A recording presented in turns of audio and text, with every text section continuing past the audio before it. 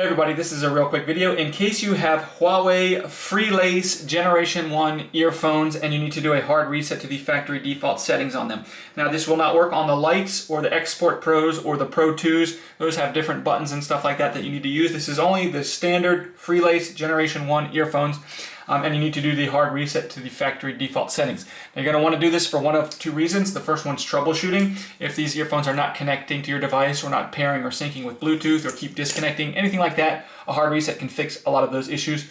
The other reason is if you just want to get these set up as a new set of earphones, we can just do that really easily with this method, which is very simple. All we need to do is where we have the volume controls, you'll notice on the side there's this button, that's the power button. You probably know that already. You just press and hold that power button for at least 10 seconds and just keep an eye on the indicator light on the earphones. And when that indicator light flashes red and then white, you can release the button.